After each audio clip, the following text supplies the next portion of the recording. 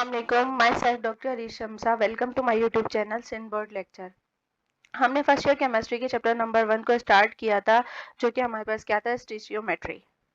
Last chapter में हमने introduction of स्टिचियोमेट्री को कवर किया था। इस लेक्चर में हम मोल्स एंड एवोगाड्रोस नंबर को डिस्कस करेंगे। ठीक है, नाउ अब हम बात कर लेते हैं सबसे पहले पार्टिकल्स की, कि पार्टिकल्स क्या होते हैं। पार्टिकल्स हमारे पास एटम भी हो सकते हैं, मॉलिक्यूल्स भी हो सकते हैं और आयंस भी हो सकते हैं।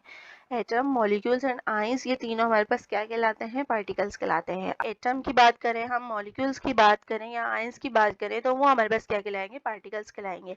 अब हम बात कर लेते हैं मॉल की। ठीक है, मॉल क्या होता है। मॉल के बारे में बात करने से पहले यहाँ पे हम देख लेते हैं कि हमारे पास क्या है, वन स्पून सॉल्ट है।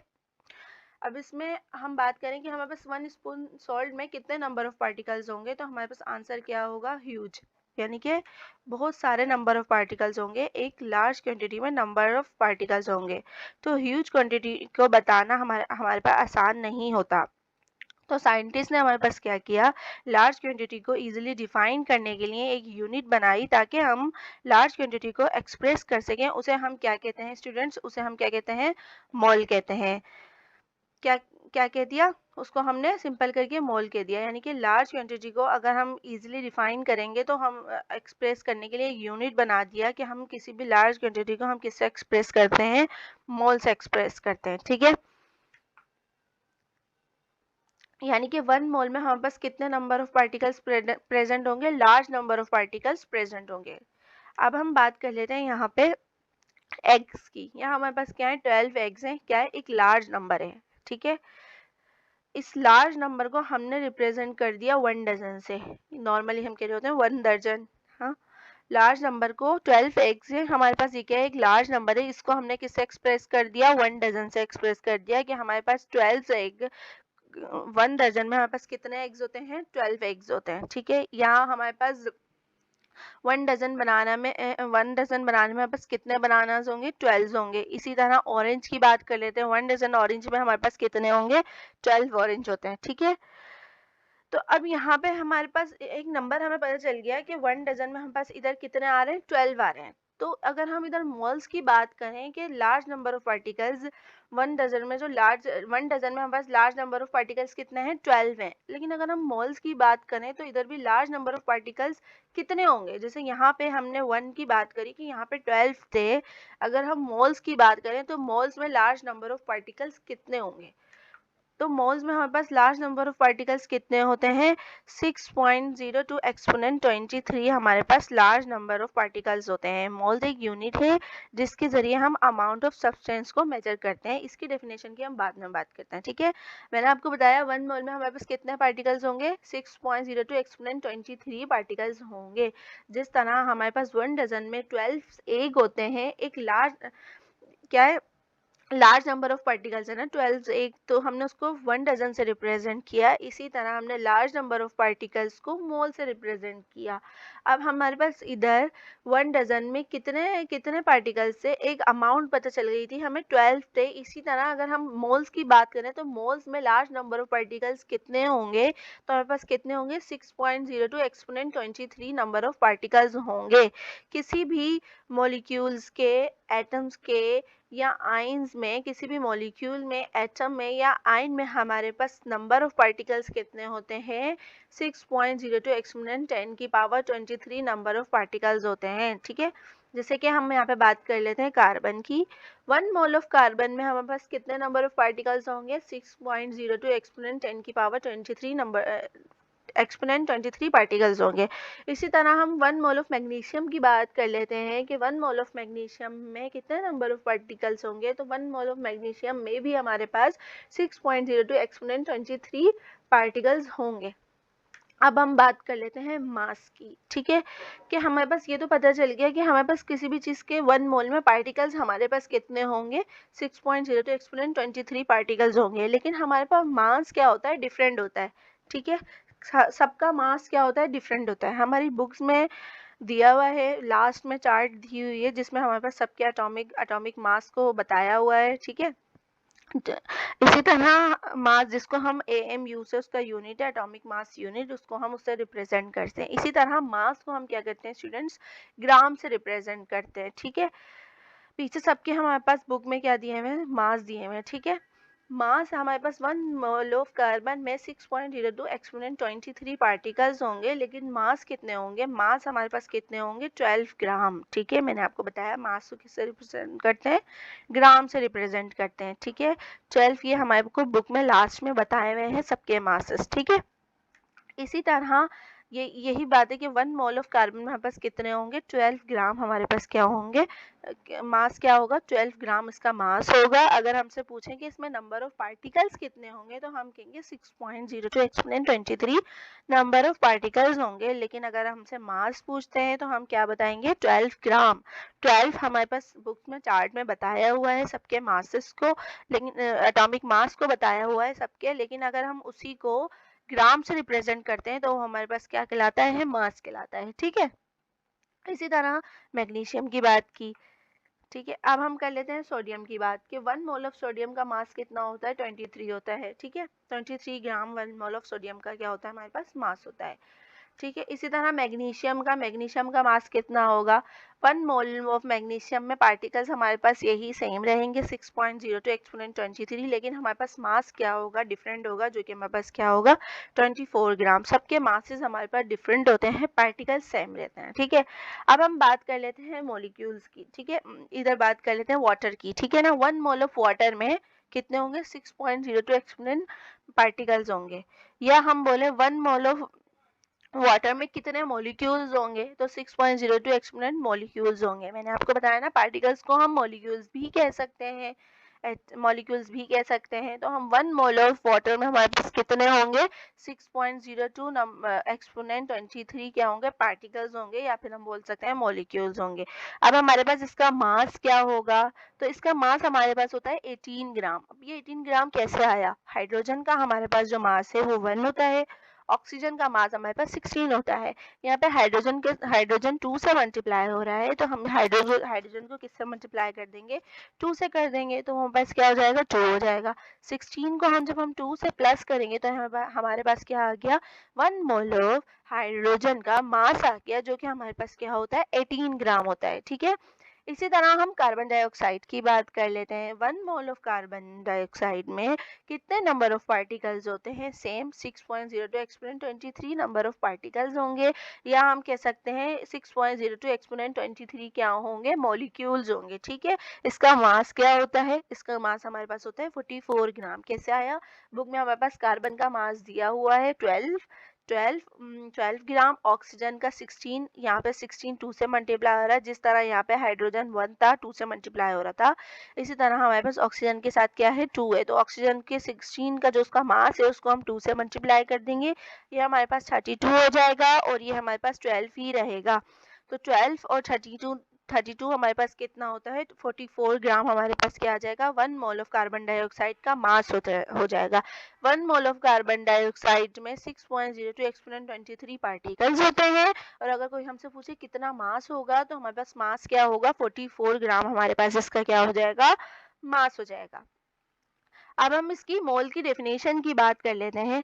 क्या ग्राम atomic mass, molecular mass and formula mass ये हम आगे बात करेंगे। ठीक है, क्या ग्राम atomic mass, molecular mass, formula mass express in gram which contain 6.02 exponent 23 particles, यानी कि किस ग्राम एटॉमिक मास, जैसे ये हमारे पास मैग्नीशियम का दिया हुआ है एटॉमिक मास 24, या फिर मॉलिक्यूलर मास, जैसे कि हमारे पास वाटर एक मॉलिक्यूल है, इसका मॉलिक्यूलर मास दिया हुआ है 18 gram. Gram atomic mass, molecular mass and formula mass को एक्सप्रेस करना, ग्राम में लिखना, रिप्रेजेंट करना, जिसमें हमारे पास क्या हो, 6.02 एक्सपोनेंट 23 पार्टिकल्स हो, वो हमारे पास क्या कहलाता है, मोल कहलाता है।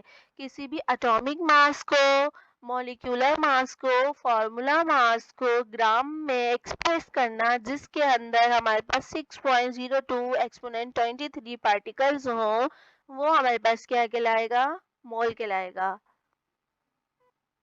नाउ अब हम बात कर लेते हैं आयोनिक कंपाउंड्स की। क्या आयोनिक कंपाउंड्स हमारे पास क्या होते हैं, ठीक है। सिंपल एग्जांपल हमारे पास इसमें आती है NaCl की। आयोनिक कंपाउंड्स के लिए हम एक वर्ड को यूज करते हैं, फॉर्मूला यूनिट, ठीक है। फॉर्मूला यूनिट के वर्ड को यूज करते हैं आयोनिक कंपाउंड के लिए। मतलब कि समझ लो कि यहाँ एक क्रिस्टल समझ लो कि हम आयोनिक कंपाउंड के लिए एक वर्ड यूज करते हैं फॉर्मूला यूनिट, जो कि हमारे पास अगर समझो तो क्या है, एक क्रिस्टल समझ लें, ठीक है। एक क्रिस्टल होता है, ठीक है। मतलब ये एक NaCl का क्रिस्टल है, तो एक फॉर्मूला यूनिट है, ठीक है।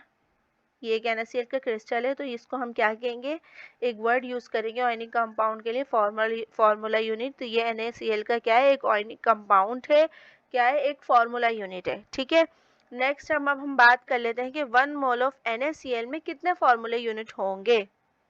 तो स्टूडेंट्स 1 मोल ऑफ NaCl में हमारे पास 6.02 एक्सपोनेंट 23 फॉर्मूला यूनिट्स होते हैं NaCl के। 1 मोल ऑफ NaCl में 6.02 एक्सपोनेंट 23 फार्मूला यूनिट्स होते हैं। अब NaCl को अगर हम आयनाइज करें तो ये हमारे पास दो में टूटता है, एक हमारे पास सोडियम, एक हमारे पास क्लोराइड, ठीक है। सोडियम एक आयन है, क्लोराइड भी क्या है, एक आयन है, ठीक है। सोडियम में हमारे पास कितने होते हैं, 6.02 एक्सपोनेंट 23 फार्मूला यूनिट्स होंगे, और क्लोराइड में हमारे पास कितने होंगे, 6.02 एक्सपोनेंट 23 फार्मूला यूनिट्स होंगे। अच्छा, ये क्या है, हमारे पास एक फॉर्मूला यूनिट है जिसमें क्या है, एक सोडियम भी है और क्लोराइड भी है, यानी कि ये पूरा क्या है, एक फॉर्मूला यूनिट है जिसमें हमारे पास एक सोडियम है, एक क्लोराइड है, ठीक है। ये आयनाइज हुआ NaCl किसमें, सोडियम में और क्लोराइड में, ठीक है। तो हमारे पास हम बात कर लेते हैं, अगर हम बात कर लें 4 फॉर्मूला यूनिट्स हो हमारे पास अगर, तो हमारे पास इसमें सोडियम कितने होंगे, 4 ही सोडियम होंगे, 4 ही क्लोराइड होंगे। जैसे हमारे पास यहाँ पे 1 फॉर्मूला यूनिट था, तो हमारे पास इसमें Na कितना था, Na भी एक था, और हमारे पास क्लोराइड भी एक थे। अगर हम बात कर, ठीक है, NaCl एक था हमारे पास फॉर्मूला यूनिट था, तो हमारे पास Na भी इसमें एक बन रहा था, आयनाइज होके एक ही सोडियम आयन बन रहा था, एक ही क्लोराइड आयन बन रहा था। इसी तरह अगर हमारे पास 4 NaCl हो, तो हमारे पास क्या, 4 सोडियम बनेंगे और 4 ही इक्वल हमारे पास क्या बनेंगे, क्लोराइड बनेंगे, ठीक है। अब हम बात कर लेते हैं इसकी एक और एग्जाम्पल की, जैसे जो हमारे पास है मैग्नीशियम क्लोराइड। मैग्नीशियम क्लोराइड हमारे पास आयनाइज होता है किसमें, मैग्नीशियम में और 2 क्लोराइड में, यानी कि इसमें हमारे पास एक मैग्नीशियम होता है और क्या होते हैं, 2 क्लोराइड्स होते हैं, ठीक है। एक मैग्नीशियम होगा और 2 क्लोराइड होगा, ठीक है। यानी कि अगर हम बात करें 4 फॉर्मूला यूनिट की, हमारे पास 4 मैग्नीशियम क्लोराइड हैं, तो हमारे पास उसमें मैग्नीशियम कितना होगा, चार मैग्नीशियम होंगे, और क्लोराइड कितने हो जाएंगे, डबल हो जाएंगे। क्लोराइड कितने हो जाएंगे, डबल हो जाएंगे। तो अगर हम इधर मैग्नीशियम हमारे पास 4 थे, 4 का डबल क्या होगा, हमारे पास 8 होगा। हम 4 को 2 से मल्टीप्लाई कर देंगे, क्योंकि क्लोराइड हमारे पास 2 से मल्टीप्लाई हो रहा था। जैसे कि अगर हमारे पास एक मैग्नीशियम है, तो एक मैग्नीशियम क्लोराइड का हमारे पास फॉर्मूला यूनिट है, तो हमारे पास मैग्नीशियम कितना बनेगा, एक बनेगा, और क्लोराइड कितने बनेंगे, 2 बनेंगे। इसी तरह अगर हम 4 फॉर्मूला यूनिट हो मैग्नीशियम क्लोराइड के, तो हमारे पास मैग्नीशियम कितने बनेंगे, 4 ही बनेंगे। लेकिन क्लोराइड पहले जैसे हमारे पास 1 की बात कर रहे थे तो 2 बन रहा था, डबल बन रहा था। तो इसी तरह अगर 4 मैग्नीशियम होंगे तो हमारे पास क्लोराइड डबल हो जाएगा, 2 से मल्टीप्लाई कर देंगे, क्लोराइड कितने बनेंगे, 8 बनेंगे, ठीक है। अब मैग्नीशियम क्लोराइड में हमारे पास 6.02 एक्सपोनेंट 23 फार्मूला यूनिट्स होते हैं, ठीक है। और ये आयनाइज हुआ किसमें, मैग्नीशियम में और क्लोराइड में। तो मैग्नीशियम में हमारे पास फार्मूला यूनिट कितने होंगे, 6.02 एक्सपोनेंट 23 फार्मूला यूनिट्स होंगे, और क्लोराइड्स कितने होंगे, 6.02 एक्सपोनेंट 23। क्लोराइड्स को हम किससे मल्टीप्लाई कर देंगे, 2 से मल्टीप्लाई कर देंगे, क्योंकि क्लोराइड्स हमारे पास डबल है, इसलिए हम इसको 2 से मल्टीप्लाई करेंगे। तो हमारे पास आंसर क्या आएगा, 12.02 एक्सपोनेंट 23 हमारे पास क्या होंगे, क्लोराइड्स आएंगे। मैग्नीशियम हमारे पास कितना आयनाइज होकर कितने फार्मूला यूनिट्स बनाएगा, 6.02 एक्सपोनेंट 23, और क्लोराइड हमारे पास डबल है, तो इसलिए हमने उसको 2 से मल्टीप्लाई किया, और ये क्या हो जाएगा, हमारे पास 12.04 एक्सपोनेंट 23 क्लोराइड्स बनेंगे। बात कर लेते हैं कि हमारे पास कोई ऐसी एग्जांपल्स हो जो कि हमारे पास 3 आयंस में ब्रेक हो रही हो, तो हम क्या करेंगे, तो हम उसको 3 से मल्टीप्लाई कर देंगे, जिस तरह हमने यहाँ 2 को 6.02 एक्सपोनेंट 23 से मल्टीप्लाई करा था, क्योंकि हमारे पास क्लोराइड 2 थे। इस तरह अगर कोई ऐसी एग्जाम्पल हो कि उसमें 3 हो तो हम उसको क्या कर देंगे, 3 से मल्टीप्लाई कर देंगे। जैसे कि हमारे पास हमने क्या करा, 3 से मल्टीप्लाई कर दिया 6.02 एक्सपोनेंट 23 को, तो हमारे पास आंसर क्या आ गया, 18.06 एक्सपोनेंट 23 हमारे पास आंसर आ गया। तो हम सबसे पहले क्या करेंगे, क्या करेंगे, इक्वेशन में हम ये देखेंगे कि वो कितने आयंस में आयनाइज हो रही है। ठीक है, अच्छा अब हम बात कर लेते हैं, हम बार बार एक वर्ड यूज कर रहे हैं पार्टिकल्स की, के हमारे पास 1 मोल में 6.02 एक्सपोनेंट 23 पार्टिकल्स होते हैं। तो स्टूडेंट्स ये हमें पार्टिकल्स, ये हमें जिसने बताए थे वो एक साइंटिस्ट है जिनका नाम था एवोगाड्रोस, इसलिए हम इसको क्या कहते हैं, इन पार्टिकल्स को हम कहते हैं एवोगाड्रोस नंबर कहते हैं। यह स्टूडेंट्स ऐसे ही ड्राइव नहीं हो गया, बल्कि इस पर पूरी रीजनिंग हुई, पूरी रीजनिंग हुई। फिर उन्होंने क्या करा, उन्होंने बताया कि जो हमारे पास पार्टिकल होते हैं 6.02 एक्सपोनेंट 23 पार्टिकल्स होते हैं, जिन्होंने बताया था वो एक साइंटिस्ट थे एवोगाड्रोस। तो हमने क्या कह दिया, उन्हीं के नाम पर हमने इसका नाम रख दिया कि हमारे पास 6.02 एक्सपोनेंट 23 पार्टिकल्स होते हैं किसी भी 1 मोल में, और उसको हम उन पार्टिकल्स को क्या कहते हैं, एवोगाड्रोस नंबर कहते हैं। इसकी डेफिनेशन देख लेते हैं। Number of particles in 1 mole of substance, किसी भी सब्सटेंस के 1 मोल में जो नंबर ऑफ पार्टिकल्स होंगे वो हमारे पास क्या कहलाएंगे, एवोगाड्रोस नंबर कहलाएंगे। ठीक है, जैसे और एवोगाड्रोस नंबर को हम रिप्रेजेंट करते हैं Na से, स्मॉल Na से। ठीक है, Na से, और ये किसके बराबर होता है, 6.02 एक्सपोनेंट 23 पार्टिकल्स हमारे पास होंगे, तो हमारे पास क्या कहलाएगा, एवोगाड्रो नंबर कहलाएगा, और इसको हमने किससे, Na से रिप्रेजेंट कर दिया। अच्छा अब हम बात कर लेते हैं मोलर मास की, कि मोलर मास हमारे पास क्या होता है। Mass of 1 mole of any substance, किसी भी सब्सटेंस के 1 मोल का मास हमारे पास क्या कहलाएगा, मोलर मास कहलाएगा। जैसे कि हमारे पास 1 मोल ऑफ कार्बन है, इसमें एवोगाड्रोस नंबर जो है वो हमारे पास क्या है, 6.02 एक्सपोनेंट 23 एवोगाड्रोस नंबर है। लेकिन अगर हम 1 मोल ऑफ कार्बन के मास की बात करेंगे तो हमारे पास वो क्या है, हमारे पास 12 ग्राम है। तो 1 मोल ऑफ कार्बन का मोलर मास क्या होगा, हमारे पास 12 ग्राम होगा, और इसके यूनिट को हम ग्राम से या मोल से रिप्रेजेंट करते हैं। ठीक है, अच्छा इधर एक लाइन लिखी हुई है, atomic mass and molecular mass have units AMU। Atomic mass और मॉलिक्यूलर मास को हम क्या करते हैं, एटॉमिक मास यूनिट से रिप्रेजेंट करते हैं। मतलब अगर इधर 12 के आगे AMU लिखा हुआ है तो वो क्या है, उस चीज का या तो एटॉमिक मास होगा या मॉलिक्यूलर मास होगा। ठीक है, लेकिन अगर हमारे पास यही यूनिट ग्राम में लिखा हुआ हो तो वो हमारे पास क्या कहलाता है, मोलर मास कहलाता है। किसी भी 1 मोल ऑफ सब्सटेंस का जो मास होगा वो हमारे पास मोलर मास कहलाएगा, और उसको हम ग्राम से रिप्रेजेंट करते हैं। ठीक है, जैसे कि हमारे पास मैग्नीशियम दिया हुआ है, मैग्नीशियम का मोलर मास होता है हमारे पास 23। ठीक है, और ऐसे हमने ग्राम से रिप्रेजेंट किया हुआ है।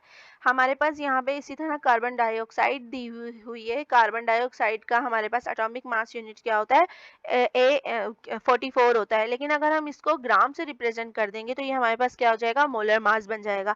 ठीक है, तो हम क्या कहेंगे, कार्बन डाइऑक्साइड का मोलर मास कितना होता है, 44 ग्राम होता है। यहाँ पर हमारा आज का लेक्चर खत्म होता है। If you like my video, kindly subscribe my channel and share with your friends, and if you have any query so you can ask in comment box, also my WhatsApp number. Thank you.